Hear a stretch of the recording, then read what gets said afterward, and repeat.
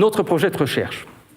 Alors, le projet de recherche en question, c'est un projet dans lequel nous avons résolument voulu adopter une démarche multidisciplinaire et longitudinale, et dans laquelle nous avons essayé de comparer les résultats d'apprenants à la fois en filière immersive, mais aussi en filière francophone, afin de voir quelles sont les différences que l'on peut retrouver entre ces groupes d'apprenants, mais également pour quels aspects linguistiques, et éventuellement vérifier dans quelle mesure les facteurs cognitifs, socio-affectifs et pédagogiques intervenaient également dans ces différences. Pour cela, donc, nous avons eu 4 doctorantes, un postdoc, 6 académiques sur 2 sites. J'en ai déjà parlé. Alors, pourquoi notre projet est-il si particulier? Ce projet est particulier principalement pour 2 éléments. Le premier élément, c'est l'ampleur du projet. Ampleur du projet, tout simplement parce que, d'une part, il est multidisciplinaire. Il y a très peu de projets internationaux sur l'immersion, sur le CLIL ou sur EMIL qui sont multidisciplinaires comme le nôtre l'est. Nous avons une véritable complémentarité des données et des approches dans les différentes thèses de doctorat qui ont été jusqu'à présent préparées. Nous nous attaquons à 2 langues cibles, à la fois le néerlandais et l'anglais. Il est évident que dans la littérature internationale, c'est principalement l'anglais qui est étudié. Nous y avons ajouté le néerlandais, ce qui apporte un plus, et vous comprendrez pourquoi je dis cela tout à l'heure. Nous avons également à la fois travaillé sur le primaire, mais aussi sur le secondaire, et obtenu, ou essayé en tout cas d'atteindre une certaine parité entre les élèves en immersion versus les élèves qui n'étaient pas en immersion. Et nous avons, outre les élèves, également pu compter sur la collaboration des enseignantes et enseignants, des parents des élèves, ainsi que des directions d'école. Autre particularité du projet, c'est le contrôle méthodologique, en ce sens que nous avons intégré beaucoup de données individuelles dans le projet, données qui sont généralement négligées dans les études internationales. Et, je l'ai déjà dit, nous sommes également inscrits dans une démarche résolument longitudinale, puisque nous avons suivi les élèves durant 2 années scolaires, à partir du début de l'année scolaire 2015-2016 jusqu'à la fin de l'année scolaire 2016-2017, ce qui nous permet de contrôler dans le temps et également de mieux identifier les différences possibles entre les groupes d'apprenants.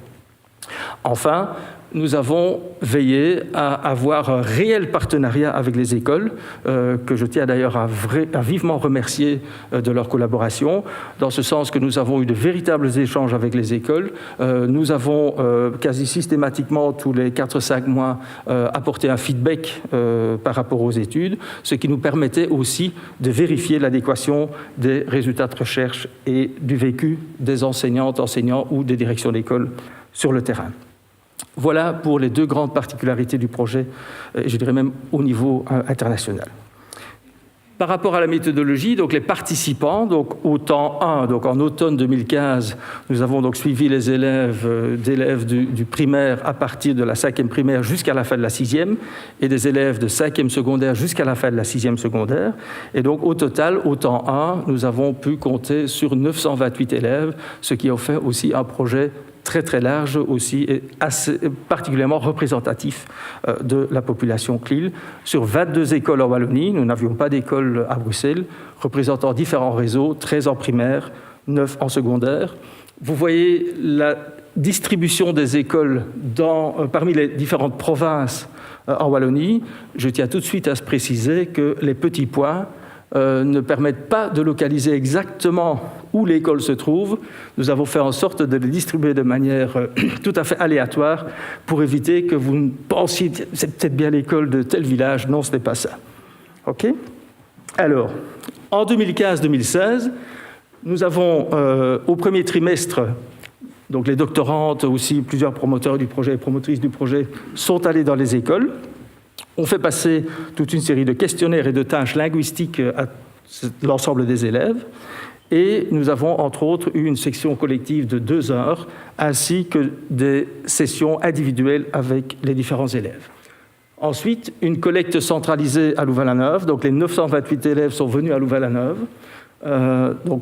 Ça a été un vrai travail de 10 jours pour pouvoir faire passer des tests, des tâches cognitives et des tâches linguistiques à tous ces élèves dans les salles informatiques de l'université. Donc tout ça a pris une journée pour les élèves.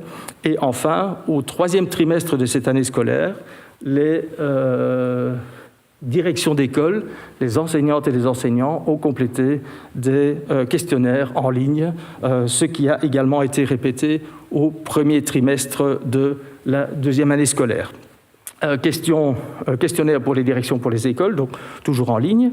Au 2e trimestre, là, les doctorantes et certaines promotrices et promoteurs se sont rendus dans des écoles pour faire une collecte de données qualitatives grâce à des focus group, grâce à des entretiens avec certains élèves, ainsi que pour faire des observations en classe. Au 3e trimestre de cette année scolaire-là, nous avons eu une 2e collecte centralisée à Louvain-la-Neuve. Donc, tous ces élèves sont revenus à Louvain-la-Neuve pour une 2e journée. Je ne sais pas si ça a compté pour eux comme une journée d'excursion, mais je ne pense pas, parce qu'ils avaient quand même beaucoup de boulot à faire pour nous. Donc, à la fois, ils ont rempli à ce moment-là des questionnaires, mais aussi des tâches linguistiques et cognitives, et pas uniquement d'ailleurs dans le cadre de ce projet-ci, puisque une doctorante, Pauline Le Graff, qui est ici au fond de la salle, a pu faire passer à ses élèves également un test qui est en lien avec l'immersion, mais dans un autre cadre. Et enfin, via les écoles, nous avons obtenu les résultats du CEB ainsi que du CESS. Alors je tiens ici tout de suite à préciser que toutes les données ont été anonymisées et que nous avons bien évidemment systématiquement respecté la confidentialité de ces données en respect de la charte éthique, ce qui est évidemment une preuve que nous avons voulu jouer le jeu fair play. Alors, voilà pour la présentation du projet. Aujourd'hui, nous allons tenter de répondre à 7 questions. Et je reviendrai vers vous pour la 8e. La première question, c'est quel est le profil des étudiants ou des élèves inscrits en immersion? Qu'en est-il de la maîtrise de la langue cible, en anglais ou en néerlandais? Qu'en est-il du français comme langue principale de scolarisation?